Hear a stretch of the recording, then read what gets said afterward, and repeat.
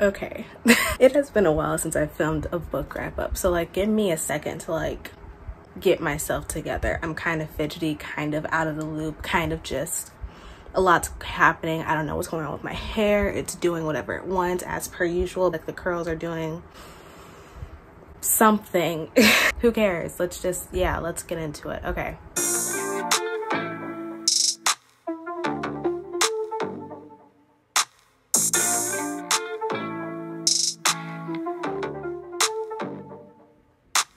Hello everyone, and welcome to my channel. If you are new, if you're not new, welcome back to my channel. My name is Marina, and today I am here with another book wrap up that I haven't done in 4 months. Whoopsies. I feel like I've explained this in a few previous book videos. I didn't read in December, so that's why I didn't do one for December. The books that I read in November, just they weren't even worth talking about, and I briefly mentioned them in my tier ranking video of all the books I read in 2021. So if you really care enough about it, you can go watch that video. And then January, I started back up my reading, but I didn't read enough books where I felt like it was in need of a book wrap up. So now I'm here and I'm going to do books that I read in January and February because I feel like I got a good culmination of books next to me. It's not a lot per se, it's like 6 books. I was in a really bad reading slump the last few months of 2021, and this is my way of slowly getting back into it, so I don't want to rush myself. I feel like I should be having fun while reading and not stressing myself out too much. So yeah, I'm just taking it one book at a time, guys. I'm not trying to rush into anything. I'm not trying to get myself into any genre that I'm just not in the mood or ready to read. So that's what this is. Fun fact, I started a reading journal recently. So that's fun. I felt the need to write my thoughts when it comes to books. I realized like last year that every time I read a book, like it took me no less than like a few weeks before I forgot what that book was about, and I hated that feeling because I could say that I loved a book, but then it would take me like an hour to remember why I would love a book. So I'm gonna start journaling. That's my thing this year. That's what I'm doing. So if you see me looking down, I'm reading over the notes that I had put for each book that's going to be in this video because I'm lost and I don't even know where to start. So the first book that I'm going to be talking about is the Kiss Quotient. This is the first book that I read in 2022 back in January. This definitely got me out of my reading slump. I always go to romance when I am in a reading slump. I think I mentioned this before in a previous book wrap up. I don't remember which one, but romance is usually my go-to when it comes to book slumps because they're just so easy and fun to read, and it'll put me in the mood for kind of anything. So to get out of my reading slump, I read the Kiss Quotient and it didn't disappoint. As you guys know, I started this series backwards. I read The Heart Principle first. I read the Kiss Quotient second, which I'm pretty sure it's the first book in the series. The Kiss Quotient series by Helen Huang centers around 3 guys. I'm pretty sure they're cousins. Each book is about one guy and his relationship to someone else. This book is centered around Stella and Michael. Sorry guys, you see why I'm just like I need to have my notes next to me. I really don't remember. Yeah, so Stella is basically like in a rut. She does not know how to get her love life going because, fun fact about Stella, she has Asperger's, and she feels like a part of that is kind of getting in the way of like her romantic situation, sexually speaking. So she applies for this like escort dating app thing where she meets Michael, and she makes a deal with Michael like, hey, I want to like experience sex in a way that's pleasurable because all my other partners, they just haven't done that for me, and I want you to be that guy, and I will pay you, and blah blah blah blah. And Michael is just like okay. I mean, he doesn't say it like that. Like it takes a minute for him to just like ease up into it, but yeah, that's kind of how this relationship, this bond between them forms. And then as Stella continues to like get to know him, his family, what he's about and all this stuff, and he gets to know her and everything that she's about, they kind of just like form this amazing romantic relationship, and it's just so so amazing. I'm kind of in love with these books. I saw Quan in this book too, because as you guys know, Quan is like top 3 book boyfriends. I think he was in The Heart Principle. He was the love interest in The Heart Principle, and of course he's in here because it's the same universe. Obviously they're all cousins, of course, but when Quan first appeared, I was swooning. Like, I'm in love with the characters in these books, and I can't wait to read The Bride Test. But yeah, I love this book. Can you not tell? I give it 4 stars. It was short, quick, and easy, and I would highly recommend it if you haven't read it already, but I don't know anyone who hasn't. This is like one of the most popular romances on BookTok, in the book community in general. Like, people love this series. This book specifically, like, everyone loves Stella and Michael. I've been hearing about these two since like before I got back into reading, which was like a year ago. Yeah, they're kind of famous, as they should be, because they are adorable. One thing that like I liked was the autism rep in this book. It was in The Heart Principle too, and I'm sure it'll probably be in The Bride Test, but the way that this series deals with the topic of autism and the representation, like, it handles it with such respect. Like, the way Helen Huang writes it out for the characters is just so, it just makes me feel so happy. Like, this is the type of rep that I didn't know that I needed in any kind of book. I liked it so much, and I like Michael. I like his family. I knew I was gonna like his family because like Michael was mentioned in The Heart Principle, and I was like, oh my god, he's adorable. I like him, and I couldn't wait. I didn't know that he was gonna be in this book. I thought Michael was gonna be in The Bride Test, but no, that goes to the other cousin. I don't remember his name. I'm gonna read the next book. I love it. I loved this. This definitely got me out of my reading slump and set me up for all the books that I'm gonna be talking about in the rest of this video. So yeah, 4 out of 5 stars. Arguably the book that put me in a reading slump. Let's talk about Empire of the Vampire by Jay Kristoff. You guys already know this probably because I've been mentioning this book in previous videos for months, because I started this book back in October.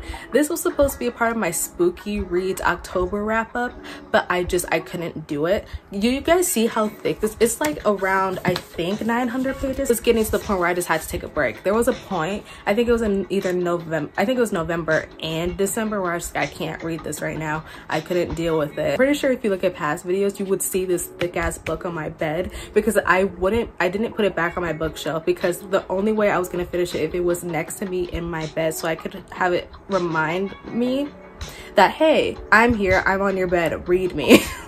Like, if it wasn't on my bed, I would have easily forgotten that this was something that I had to finish. I gave this book a 4.5 out of 5. If you guys don't know, this is Jay Kristoff's latest release. Never read any Jay Kristoff books, so this is my first introduction to him, and let me just say, I enjoyed it. Okay, I know I just did a lot of complaining about how this book arguably put me in a book slump, but that's not to say I didn't enjoy the book. I just wasn't ready for what I was going into, and so when it got to the point where it's just like, it was just too much for me, I had to stop. But I did enjoy the plot and everything. If you guys don't know what this is about, it's a vampire, obviously a vampire fantasy book. The main character, Gabriel, is a vampire hunter, but is also half vampire, okay? And in the society he lives in, it's been 27 years since the last sunrise. So for like 3 decades, vampires they've been building their eternal empire in like darkness, because like the sun is nowhere to be seen, you know. So Gabriel, being the vampire hunter that he is, he's hunting these vampires that are trying to like take over all humankind. The book is centered around him and his life of how he became a vampire hunter. I say vampire hunter, but they're called silver saints. How he got to be this big famous like silver hunter guy, because everyone knows who he is. It jumps between past and present, from like him learning how to be a vampire hunter from like other people to him in the present. And in the present, he's trying to find the key to society of how to get the sun to rise again, so vampires can leave everyone alone. That's the mission in the present time. But in the past time, we're learning about who he was before he became like this no-feely type of guy with like little to no emotions. Kind of just wants to die. Like, literally when you meet him, he's kind of just like on his deathbed, basically. Like, he gave up on life, and it's him telling his whole life story. So that's why this book is big. No, this is not a standalone. It is going to be a whole series. I don't know if I explained that well enough, but that's basically the gist. Gabriel de Leon is the main character, and it's following his life as a vampire hunter. That's as simple as it's gonna get. Sorry.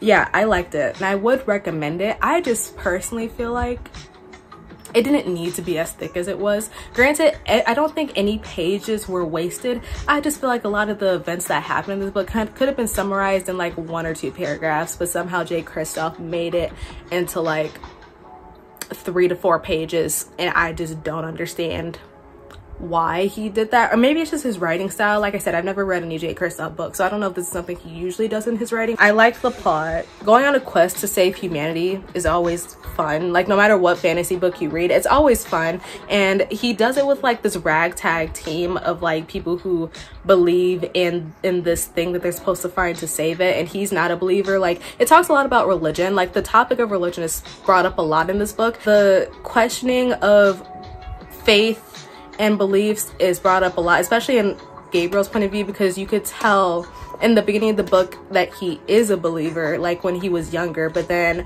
as life did him wrong, he just started to realize that that's just not the truth.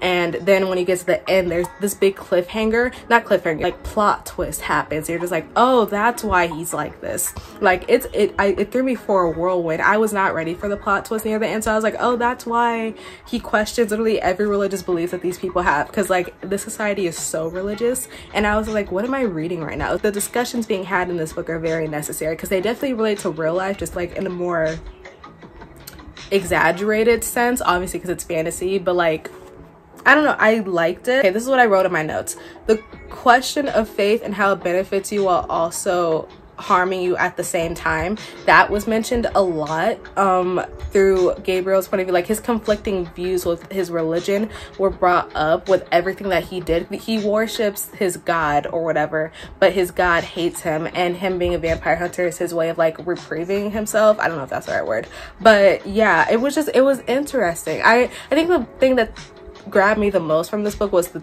talks about religion and how it's viewed from different parties, like people who are one with the faith and who definitely believe in it, people who question it, or people who just don't believe in it at all but are willing to still like respect people who do, people who just don't respect anyone in the society because of how religious they are and how their religious views affect everyone else. Like, it's that kind of story, but it doesn't take up a lot of the book. But when it is played in discussions and conversations with characters, it's very interesting. I thought that was probably like the most interesting part of the book. Yeah, that's it. Empire of the Vampire. I would recommend it. Yes, it's kind of weird. I know people are kind of like iffy about it because of this one scene that's near the beginning having to do with someone's period. And when Gabriel first becomes a vampire, you know the scene. That scene was getting like spread around Twitter a lot when the book first came out, and it's definitely in there, but it only takes up like a page. Like, it's weird, don't get me wrong, it's very weird. But if you overlook that, if you overlook that one scene, the book is great. I highly recommend it. Is it thick? Yes, but I really think it's worth it. Next book that I'm going to be talking about is a book that I did for one of my previous videos. One of Us is Lying. So as you guys know, I did the show breakdown for this and I briefly talked about my feelings for the book itself, but I'm gonna go into more detail with it in this video. I'm basically gonna say the same description that I said for my show review. Pretty Little Liars meets Gossip Girl meets Breakfast Club. That's what this is. Basically, these 5 kids get into detention. They're all the classic high school stereotypes. There's a jock, there's a popular girl, there's a nerd, and blah, blah, blah. You guys get it. One of the kids in the detention center is the gossip girl of the school. Simon, he makes like these web posts about the students and their secrets and everything that they're going through and blah, blah, blah, blah. And while in detention, Simon ends up dying. And so all 4 of the other students that were in detention with him are suspects of his murder, basically. And yeah, the rest of the book is basically from their point of views, going through everything that they have to go through while the town is basically watching them.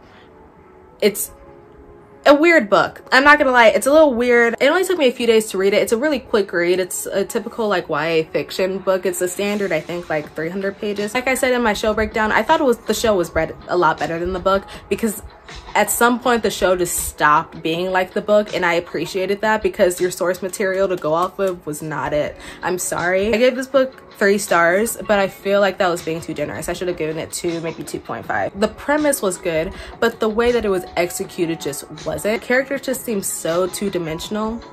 It felt like nothing was going on while a lot of things happened at once, and then the plot twist at the end didn't really feel like a good plot twist. It felt very predictable. And I don't know, I don't know what to say. I felt like some parts of it were rushed. I felt like some of the characters could have easily been developed a little bit more when it comes to their feelings towards Simon, because Simon messed with every single person in this book. Like, besides the main characters, like, he messed with families, he messed with principals, he messed with a lot of people, and I feel like they didn't really dive into that enough in the book. I feel like because there are 4 different point of views, it is very character driven, but the character driven plot points didn't mix well with the actual plot of like the whodunit thing. Like it didn't fit well together. I feel like the last third of the book was very rushed. Like those last 100 pages, everything happened at once, and the way that you find out who murdered Simon happened, it didn't add up for me. I was just like, damn, that's predictable, but also like you could have like exposed this in any other way. I don't know, it's very disappointing. I know that there's a lot of hype around this book, this duology. I think it's a duology. I think there's a sequel with it. I'm not reading the sequel. I know that there's a lot of hype around it, but I just can't get behind it. Sorry. Another book that has a lot of hype that I finally read, The Atlas 6. Side note, I bought the paperback edition of this like a few months ago just for the hardback to finally come out when I read the book. So I'm thinking about trading this for the hardcover, because did you guys see the illustrations for the hardcover? It looks amazing. Like, I'm sorry, these are nice, but the hardcover editions have better illustrations. If you guys don't know what this book is about, I don't know how to explain it. I did a reading vlog for it, and even in my reading vlog, I think many people could tell I was confused. In the real world where this book takes place, there are many different kinds of magicians, I say, like many different kinds of magicians and many different kinds of magic people, many different kinds of wizards, and in the society, 6 of these special kinds of wizards are picked to watch over a library. This library holds basically all the secrets of the universe. So much knowledge in this library that can't be distributed to just anyone. So every 4 years, I think, someone handpicks like 6 new people to watch over the library, and the main characters in this book are the 6 people that are chosen this time, but the catch is only 5 of them can actually become the watchers of the library. Like only 5 of the 6 of them can look after this library and all of this knowledge and become the greatest people in the world. That's how they make it sound. Like they make it sound like the people who run this library are basically set for life. I enjoyed it. I think I enjoyed it a lot more. I think I appreciated it a lot more when I finally finished it, because while reading it, I was very lost, I was very confused, and I didn't know what was happening, but that didn't stop me from giving it a 4 out of 5 stars. I felt really dumb reading at some points, because the people that are picked to watch over the library are very smart, and going inside their heads gave me a headache sometimes because I didn't understand what I was reading. Like they use a lot of big scientific words, and I was like, I'm just gonna skim this and then move on to the next page. Like I'm sorry, like it was a lot for me, but I liked that it was character driven. You get 6 characters and each of their point of views are in this book, and I liked that a lot. I didn't know how it was gonna feel because it's basically like an internship program, and they're all in the same setting, the same place at the same time, doing kind of the same experiment. So I didn't know if it was gonna get like repetitive or if I was gonna get bored, but I never did. I thoroughly enjoyed it because each of the characters are so different from each other. I liked their dynamics as they got to know each other. Only 2 of the characters know each other before going into this library. All of them for the most part are strangers.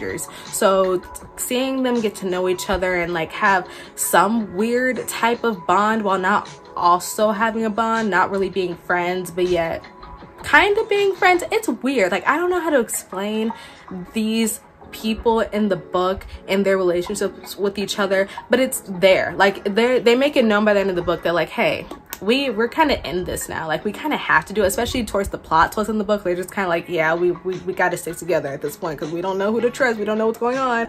I liked how it was kind of a slow burn friendship throughout most of this book when it comes to every single character and how they feel about each other. It was great. I liked it a lot. The slow burn romance, if you could even call it a romance, because I don't know. I don't know how to feel about the romance in this book, or if there is even romance at all. That's why I'm confused. Like, I don't know how to feel because I'm confused. Well, I know a lot of people ship characters in this book, but I'm just like, y'all are really pulling at straws, like literally pieces of thread, because I don't know what's going on when it comes to ships. I definitely have some people that I ship in this book, but like, I'm just like, why do I ship them? Like, what in the book made me think, yeah, these two are shippable characters?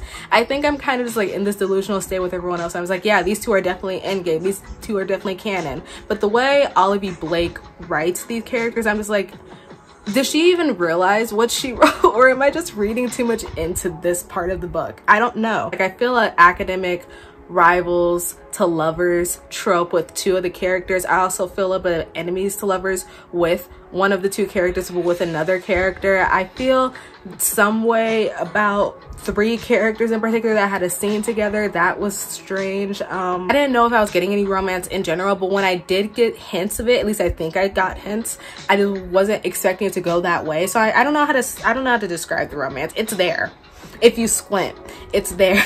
I also like not knowing who to trust in the book. Even when you read in their own POVs, you still didn't know who to trust, and I found that a little bit scary, but also cool. That's what One of Us is Lying failed to do, but it really succeeded in this. I know that the sequel is coming out later this year, and I will be reading it solely because of the plot twist. I feel like if that plot twist wasn't at the end, I would not be reading the sequel. I don't get me wrong, I love the characters and everything, but the plot itself, like the story, I wasn't hooked. Like, the only thing that was keeping me engaged into the story was because I was slowly getting attached to each of the characters. I do honestly do not care about this damn library. I do not care about how special they are. I really don't. I just want to make sure everyone's okay. And because that might not be true for the next book, I need to read the next book. So when it comes out, I will be reading it. Okay, so next book is Fangs by Sarah Anderson. That's upside down, my bad. Yeah, I read this book in a day.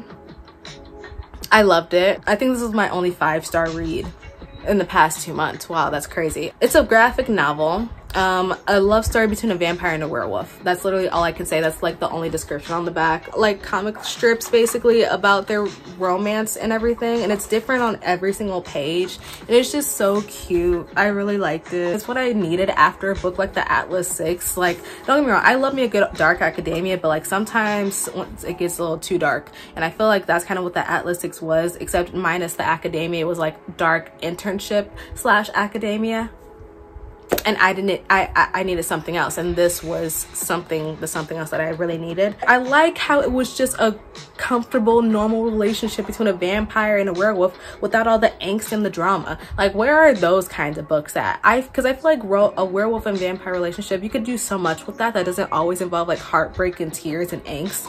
Where are more books like this? And I like the chemistry between both of the characters. I like how it, you know, explained both of the characters' insecurities about their special abilities and who they are as people or creatures, whatever you want to call them, but it all fit perfectly when they were together. It was so well done. I loved it. And it's so short. It's only like 100 pages. The little details in the illustrations, like how when they sit at the dining table, they sit in front of a window, but Jimmy, the werewolf, his side of the window is like the blinds are open, and her side of the window, the blinds are closed because she needs shade because she's a vampire. And it's just like, it's like the little things. Every time they sit at that dining table, my heart was doing a thing. Like, I was just like, that's so freaking cute. It's the little ways of how they appreciate each other. I'm kind of in love with them. I would love a sequel of more comic strips of these two, honestly. Also, the cover is beautiful. Like, can we just appreciate that cover real quick?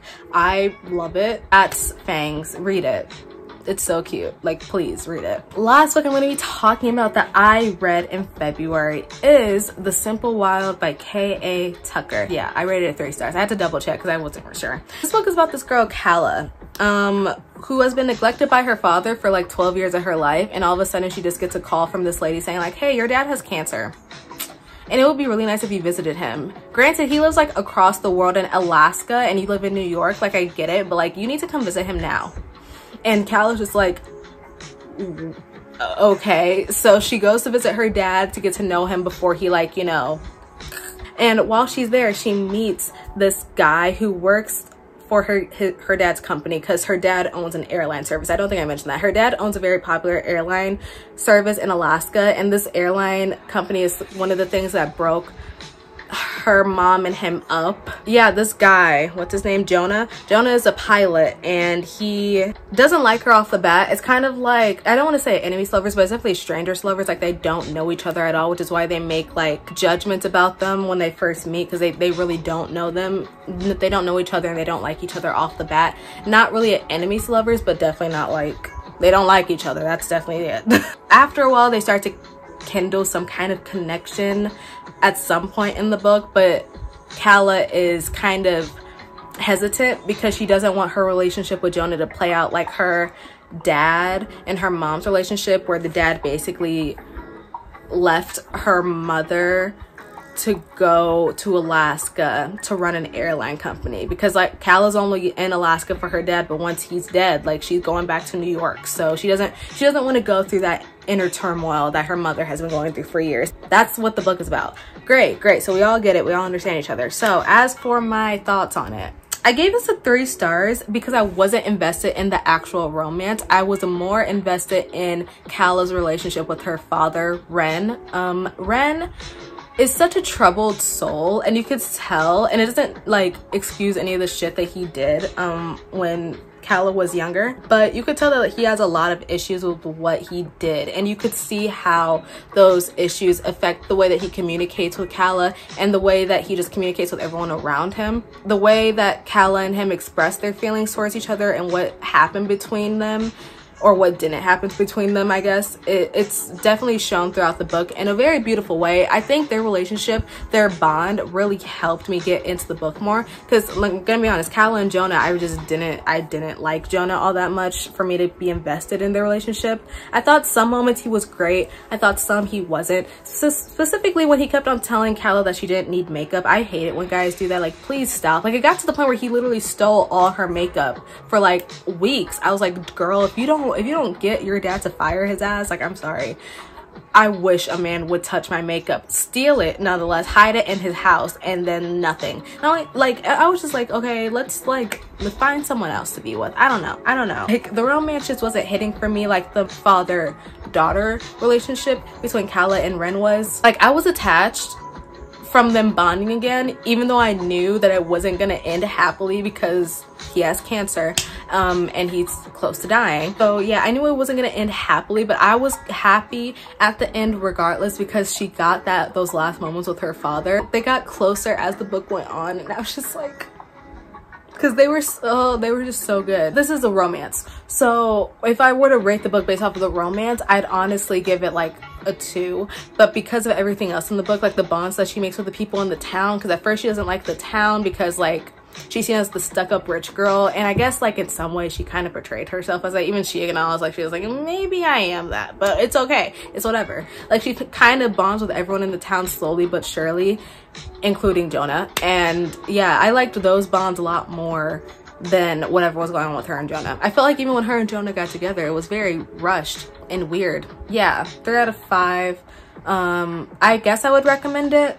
I don't know. If you're looking for like a quick, easy romance to read, this will be it, but there's also like a lot of angst, so beware of that. Like, the familial issues in this book play a big part in it. Like, as much as the romance plays into it, I feel like the familial issues between the mom, Calla, and her dad, like, those are definitely in it as well.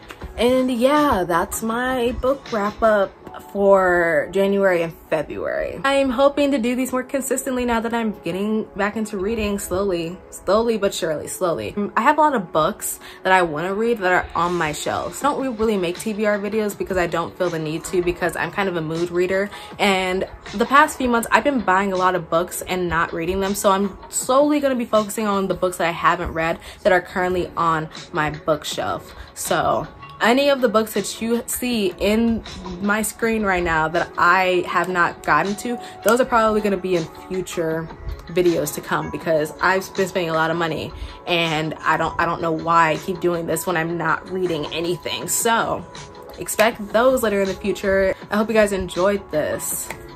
If you did, thank you. If you'd like to follow me on Twitter, here it is. I mostly interact on Twitter, but if you'd like to follow me on all my other social medias, they will be linked down in the description below. I will see you guys in my next video. Bye everyone.